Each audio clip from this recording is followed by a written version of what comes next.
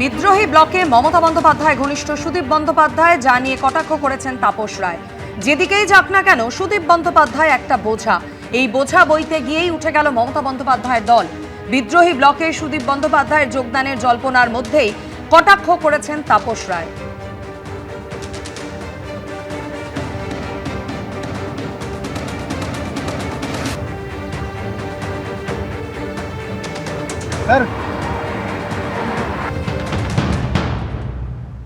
কোনটা? সুদীপ বন্দ্যোপাধ্যায় ও শতাব্দী রায়ের হাত, ওর কোনো মূল্য আছে নাকি 2 পয়সা? যার জন্য আপনি আমার প্রমাণ না। ওকে কি রাজনীতি কোনো গুরুত্ব আছে? না ও অঞ্চলে আছে, না পার্টিতে আছে, না কখনো ছিল। ও হচ্ছে এই প্রিয়দার ধুতির খুঁট ধরে আর মমতার আঁচল ধরে এইখানে পৌঁছে মিষ্টি মিষ্টি কথা বলে। তো এখন বুঝতে পারছে মানুষ ও কত বড় লয়ালিস্ট। এখন মানুষ বুঝতে পারছে নিজের নিশ্চয়ই কোনো ড্রব্যাকস আছে, লুফোলস আছে, নিশ্চয়ই কোনো পাপ অন্যায় করেছে, তাই এটা ওকে করতে হচ্ছে। এক আর দুই হচ্ছে যে মমতা ব্যানার্জি যেটা হচ্ছে না, ঠিকই হচ্ছে।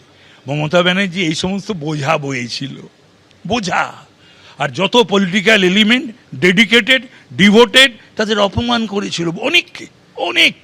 আপনি তো কতবার বলেছিলেন আপনাকে সভাপতি থেকে সরিয়ে দিল। ও ছেড়ে দাও, ও তো অনেকে বলেছে, কেঁদে কেঁদে সে তো বললো, তো কেঁদে কেঁদে বলেছিল ভালো হয়েছে, ভগবান যা করে মঙ্গলের জন্য। আমার সিদ্ধান্ত যে কত সঠিক ছিল তৃণমূল ছাড়া এবং মমতাকে ছাড়া, সেটা আজ প্রমাণিত হচ্ছে। বলুক আজকে কেউ কিছু, অনেকে অনেক কথা তখন মমতার ঘনিষ্ঠ হওয়ার জন্যে, অভিষেকের ঘনিষ্ঠ হওয়ার জন্যে মমতাও বলেছিল, অভিষেকও বলেছিল, আর অনেকে বলেছিল। আজকে তারা ঠিক না আমি ঠিক। সুদীপ বন্দ্যোপাধ্যায়কে বিজেপি নেবে বলে মনে হয় না। দেশের স্বার্থে নিজের ব্যক্তিগত রাগ অভিমানের জায়গা নেই।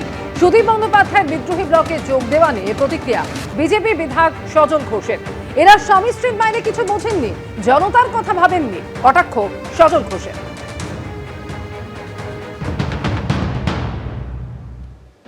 সুদীপ বন্দ্যোপাধ্যায় বিজেপি করবে কিনা আমি জানি না। বিজেপি করবে, বিজেপি তাকে নেবে বলে আমার মনে হচ্ছে না। বিজেপিরও সমর্থন দরকার দেশ চালাতে গেলে, দেশের স্বার্থে। আমার ব্যক্তি যে রাগ যন্ত্রণা অভিমানের কোনো জায়গা নেই, আমি একজন পার্টির ওয়ার্কার। তবে জনতা সুদীপকে ঘৃণা করে, এই দাদা বৌদি পরিবারকে জনতা ঘৃণা করে। আমি ভাবি যে মানুষের লোভ কত দীর্ঘমেয়াদী হয়, আজীবন থাকবো।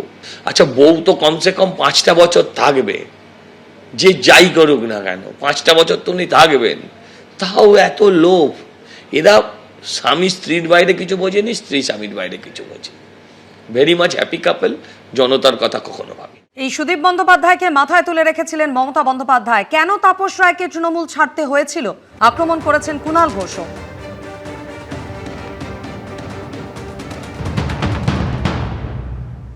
মমতা বন্দ্যোপাধ্যায় আমাদের নেত্রী, এগুলো প্রাপ্য ছিল।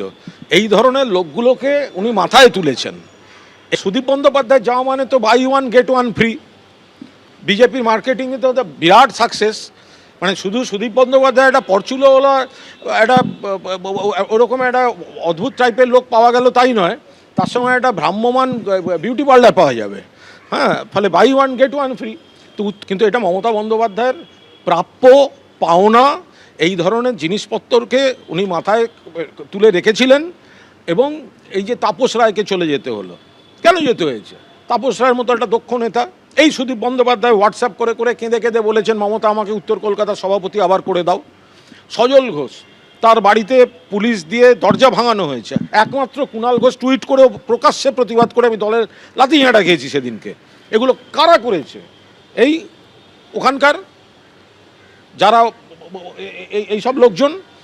আর আজকে আমাকে সাসপেন্ড করা হয়েছিল কেন? আমি বলেছিলাম মানুষ হিসেবে তাপস রায় ভালো, আমাদের দলের প্রার্থী সুদীপ বন্দ্যোপাধ্যায়, তাহলে আর মানুষ হিসেবে তাপস রায় ভালো আমি বলেছিলাম, আমাকে সাসপেন্ড করে দেওয়া হয়েছিল। আজকে দেখুন কে ভালো কে খারাপ। সুদীপ বন্দ্যোপাধ্যায় বিদ্রোহী ব্লকে যোগদানের জল্পনায় সুখেন্দু শেখর রায়ের নিশানায় অভিষেক বন্দ্যোপাধ্যায়। আগেই বলেছিলাম তৃণমূলটা উঠে যাবে, পায়ের তলায় মাটি সরে যাচ্ছে।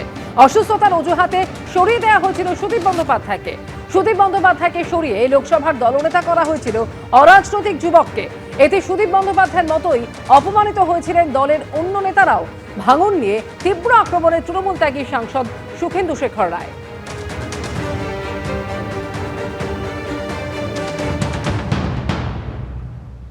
লোকসভায় দলের নেতা ছিলেন, তাকে অসুস্থতার অজুহাত দেখিয়ে সরিয়ে দেওয়া হলো, যদিও তিনি অসুস্থ সেই সময় ছিলেন না, যথেষ্ট সুস্থ ছিলেন, এবং তার জায়গায় নিয়ে আসা হলো একটি অরাজনৈতিক যুবককে, যেটাতে আমার মনে হয় যে সুদীপদা নিজে যেমন অপমানিত হয়েছে, দলেও অনেকে এই ব্যাপারে খুব ক্ষুব্ধ এবং অপমানিত ছিলেন।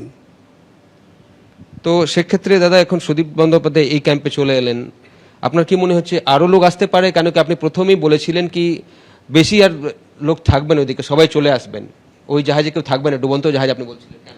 আমি 10 দিন 11 দিন আগেই বলেছি এই দলটা উঠে যাবে, এবং শুধু ওই বিধানসভা, রাজ্যসভা, লোকসভা না, তলার দিকেও সব মাটির তলে আর কারো পায়ের তলে আর কারো মাটি নেই, সব সরে যাচ্ছে, সবাই চলে যাচ্ছে।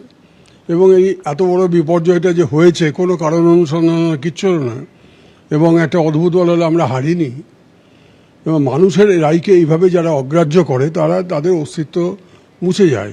ডুবন্ত জাহাজে কেউ থাকে না, এবং এই জাহাজ ডুববেই ডুববে সম্পূর্ণভাবে। এবিপি আনন্দ, এগিয়ে থাকে, এগিয়ে রাখে।